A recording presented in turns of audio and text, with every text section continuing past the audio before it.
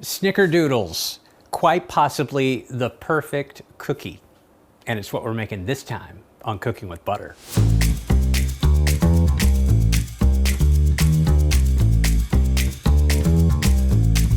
Well, if you can't tell by what I'm wearing, I'm feeling a bit festive. Happy holidays to you and yours. It's Butter. And you know, the very first time that you and I got together, I told you that I was no chef. I'm just a guy on the radio who likes to cook. But once in a blue Christmas, bake. And I think I've got the perfect recipe for Snickerdoodles. So if you got a last minute holiday party or you need something special to leave out for Santa, this is the ticket, and it's pretty easy to make. So let's get started. The recipe calls for 1 cup of butter. So in go 2 sticks of butter. Now I've let this sit out and get to room temperature, so hopefully that will be easy mixing. So want to get this going in our mixer here, and to that we need to add a 1.5 cups of sugar. So we're going to get these 2 items together. Truth be told, I don't use this mixer very often, probably because I don't bake very often. So we're going to see how this turns out, but we're going to have to do it on video, so I got my fingers crossed. So again, we're creaming together the cup of butter and the 1.5 cups of sugar. That's looking pretty good. You know, I've only made this recipe a couple of times. The first time was an absolute disaster. So let's go ahead and toss in our 2 eggs. To our butter, sugar, and eggs, this recipe calls for a teaspoon of vanilla. Just love the way vanilla smells. To that, we're gonna add a 1/4 teaspoon of salt. Our Snickerdoodle recipe also calls for 2 and 3/4 cups of flour. So I've got that all measured out here. I'm gonna add about a 1/2 cup at a time. We're gonna throw in our teaspoon of, actually 2 teaspoons of cream of tartar. And remember when I told you the first time I did this recipe, it turned out to be a disaster. That is because I used baking powder when it calls for a teaspoon of baking soda. So get all of that in there.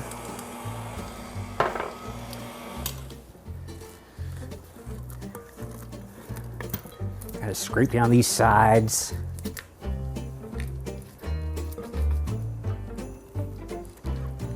It's looking quite lovely though. We are far from through.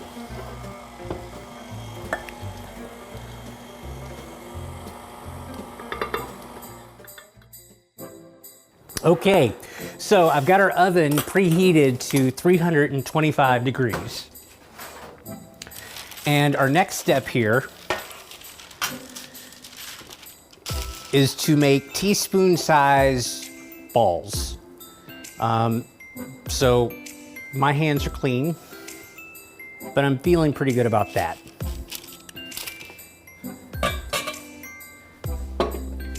So the great thing about these Snickerdoodles are sprinkles. I happen to like the plain ones just as much as those that have sprinkles. So I'm gonna make a lot of plain ones and quite a few sprinkles.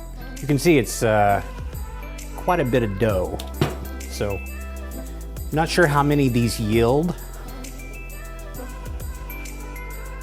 but I'm gonna get these rolled up and some of them sprinkled and insert a clock wipe transition, and there you have it. Several Snickerdoodles ready to go in the oven, again, which is preheated to 325.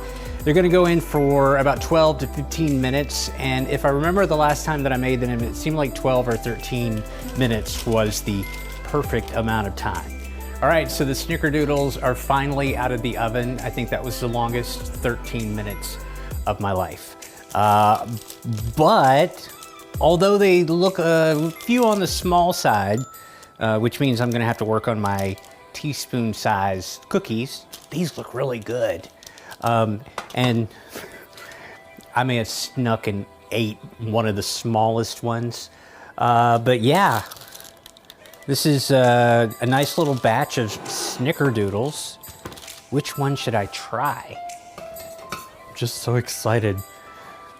I had one of the plain ones, by the way, so I'm thinking about which one should I try sprinkle-wise. And I think I'm gonna go with the red. To me, these are like the perfect cookies. There's a little bit of softness, a little bit of crunch, depending on how long you bake it, of course. To me, the 12, 13 minute mark is perfect. And these are so easy to make. So I hope you'll make these for the ones you love, and happy holidays. Thanks so much for watching, and I'll catch you next time on Cooking with Butter.